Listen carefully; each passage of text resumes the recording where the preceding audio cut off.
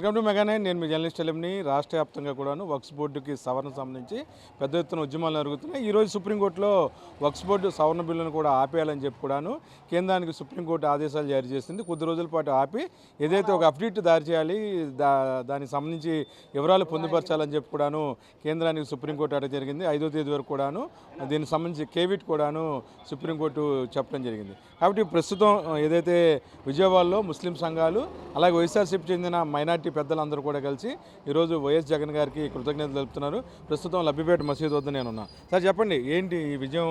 YS Jagan గారు అలాగే కొంతమంది సెక్యులర్ భావాల వాళ్ళందరూ కూడా కలిసి సుప్రీంకోర్టులో పోరాటం చేస్తారు. ఈ విధంగా ప్రజలకి చెప్పచ్చు. ఇవాళ ప్రజలకు ఒకటే చెప్పగలను, ప్రజలు ప్రశాంతంగా ఇండియాలో ప్రశాంతంగా వ్యాపారాలు చేసుకుంటూ ప్రశాంతంగా వాళ్ళ పని మీద వాళ్ళు ఉన్నారు.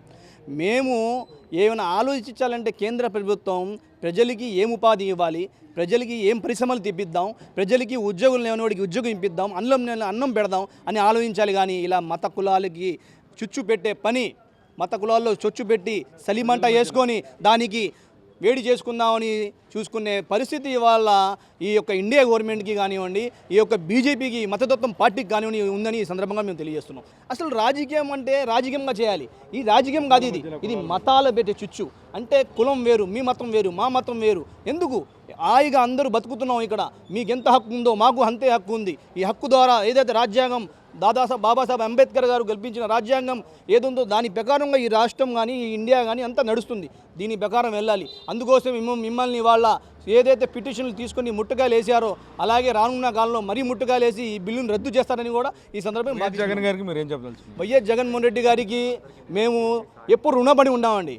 ఎందుకంటే వైఎస్ జగన్మోహన్ రెడ్డి గారు ఈ యొక్క ఆంధ్ర రాష్ట్రంలో ఈ ప్రభుత్వం మాది, ఈ ప్రభుత్వం మాకు హార్ట్ బీట్ లాంటిది, బ్యాక్ బోన్ లాంటిది. అలాంటి ముస్లిమ్స్ అంటే ఏదైతే వైఎస్ జగన్మోహన్ రెడ్డి గారి ప్రభుత్వం ఏదైతే గత 5 సంవత్సరాలు ప్రభుత్వం పాలించిందో ఎప్పుడు ప్రతి దాంట్లో కూడా మాకు మంచిగా చూసుకున్నారు. అలాగే చూసుకుంటామని హామీ కూడా ఇచ్చారు. మొన్న మేము లేటెస్ట్గా ఒక ఇఫ్తార్ విందులో ఒక లెటర్ ఇస్తానికి వెళ్తుంటే, ఎందుకు బాబు లెటర్లు అవసరం లేదు, మేము రాజ్యసభలో లోక్సభలో రెండింటికి వ్యతిరేకిస్తామన్నారు, వ్యతిరేకించారు. అదే కాకుండా దీనికి కూడా ఈ యొక్క టీడీపీ పార్టీ ఏముందో, ఏదైతే ఈ యొక్క కూటమి పార్టీ ఏది ఉందో కావాలని అక్కడ తీయలేదు, అక్కడ బిల్లు పెట్టలేదు, అది పెట్టలేదు, ఇది చెప్తున్నారని ఫేక్ ప్రచారం చేస్తున్నారు. కాబట్టి మళ్ళీ ఫ్రెష్గా సుప్రీంకోర్టులో పిటిషన్ వేయడం జరిగింది. అంటే దీని నిదర్శనం ఆయన నిష్పబ్దత, ఆయన ఒక నమ్మకం, ఆయన ఒక మాట చెప్తే మాట మీద ఉంటాడని జగన్మోహన్ రెడ్డి గారిని నమ్ముకుంటున్నాం మేము. అలాగే ఆయన మరి రానున్న మీకు థ్యాంక్ యూ సార్ అని జగన్ సార్కి కూడా మేము చెప్తున్నాం. ఇప్పుడు ప్రస్తుతం ఏదైతే అత్యున్నత న్యాయస్థానమో పిటిషన్లు వేసినటువంటి అంశాలను పూర్తిగా పరిగణలోకి తీసుకొని ఇది ఎక్కడో ముస్లింలకు అన్యాయం జరుగుతుందని భావిస్తుంది. ఆ స్పష్టత అయితే మాకు కలిగింది. అయితే మే 5 దాకా ఇచ్చినటువంటి స్టేటస్కో పట్ల ఇది రాజ్యాంగ గెలుపుగా మేము భావిస్తున్నాం. అయితే మేము అత్యున్నత న్యాయస్థానంపై పూర్తిగా విశ్వాసం ఉంది. మాకు తీర్పు అనుకూలంగా వస్తుందనే భావన ఉంది.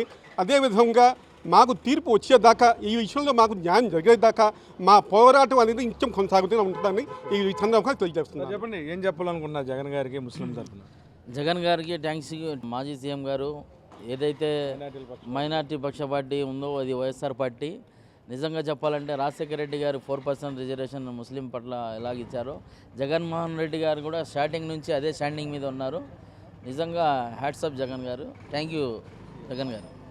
మొత్తమే కూడాను ఆంధ్రప్రదేశ్లో మైనార్టీల పక్షపాతిగా వైఎస్ జగన్ సుప్రీంకోర్టులో వక్ఫ్ సవరణ బిల్లుకు వ్యతిరేకంగా పిటిషన్ దాఖలు చేయడం పట్ల ముస్లిం సంఘాలన్నీ హర్షం వ్యక్తం చేస్తున్నాయి. ఈరోజు ఏదైతే సుప్రీంకోర్టులో స్టేటస్కో విధించిన సుప్రీంకోర్టు ఎవరైతే ప్రధాన న్యాయమూర్తి ఉన్నారో అలాగే రాజ్యాంగ విలువలు కాపాడే వారందరూ కూడాను వీరు వైఎస్ఆర్సీపీ పార్టీ తరఫున కృతజ్ఞతలు తెలియజేస్తూ ఉన్నారు.